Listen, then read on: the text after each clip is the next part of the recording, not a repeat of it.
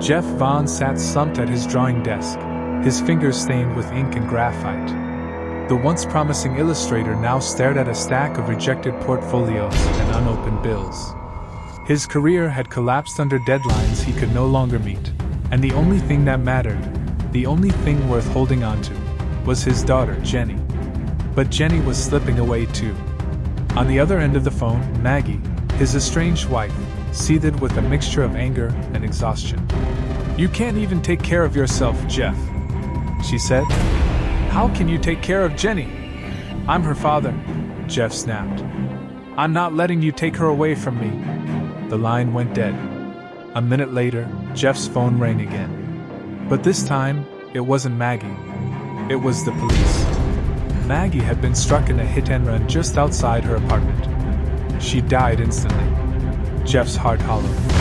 The custody battle was over, but not the way he ever wanted.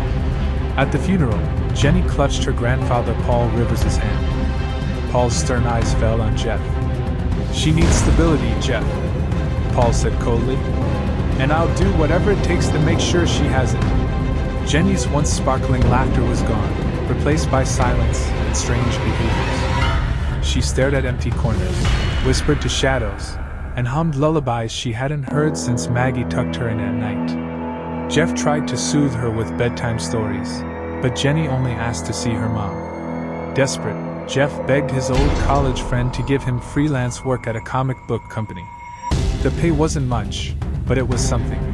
While Jeff drew late into the night, Samantha Nally, a quiet, attentive babysitter, took over Jenny's care. But then the house began to change. It started with the sound of footsteps in the attic, then drawings Jeff didn't remember sketching, pale figures with hollow eyes, long fingers, and teeth too sharp for human mouths. He awoke at his desk with the papers scattered around him, each page showing creatures more terrifying than the last. At night, Jenny whispered into the darkness. "Mommy says she's here." Jeff froze. "Jenny, Mommy's gone." Jenny shook her head. "No. She's upstairs." The temperature in the house dropped, and mirrors fogged with words scratched across their surfaces. "She belongs to me." Jeff wondered if Maggie's spirit had returned, not to protect Jenny, but to claim her. One evening, Jenny convulsed after eating dinner. Her face swelled, and she gasped for breath. Jeff panicked, dialing emergency services. The doctors later confirmed it was an allergic reaction. But Jeff knew Jenny had never been allergic to that food before. Something, or someone, was trying to kill her. Terrified, Jeff decided to move upstate, closer to Paul. They set aside their anger, agreeing Jenny's safety mattered most. For the first time in months, Jeff felt a weight lifting.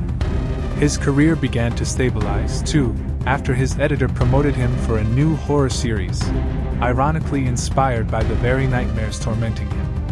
But peace never lasts. One night, Paul received a call from a private investigator. The man had tracked down Maggie's killer. It wasn't a stranger. It was Samantha. Paul rushed to confront her, but Samantha shoved him from the upstairs landing. He fell hard, bones cracking against the wooden floor. Jeff found him alive, but barely conscious, and screamed for help. Samantha stood above them, her face twisted with longing. "I did it for us, Jeff.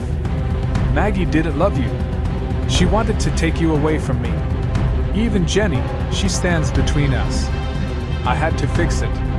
Jeff recoiled in horror. Samantha smiled. "But I love you. I killed for you." The house groaned, and the air turned icy. Shadows gathered, their shapes forming around Samantha like skeletal claws. Maggie's voice hissed from nowhere and everywhere. "You took my life, now I'll take yours." The spirits surged, slamming Samantha against the wall. Her screams echoed as the shadows consumed her. Jenny, entranced, wandered up to the attic. Jeff chased after her, yelling her name. She stood by the window, staring into a pale shimmer where Maggie's form flickered. "Mommy?" Jenny whispered. Jeff lunged, but Jenny slipped. She tumbled backward through the attic window. Jeff dove after her, arms outstretched. They both plummeted from the second story. But instead of shattering bones on the ground, Jeff and Jenny landed softly, as if invisible hands caught them. Jeff looked up. For the briefest moment, Maggie's face hovered above, her expression no longer vengeful but serene. Then she vanished into the night sky. Sirens wailed as first responders arrived, tending to Paul and carrying Samantha's lifeless body from the wreckage. Jeff clutched Jenny, realizing that Maggie's spirit had not come to punish them, but to protect her daughter, even in death. For the first time in months, Jenny spoke with clarity. "Daddy, Mommy says goodbye." Jeff held her tighter, tears slipping down his cheeks. Above them, the attic window stood dark and empty. The haunting was over. But the memory of Maggie's voice lingered in every corner of the house.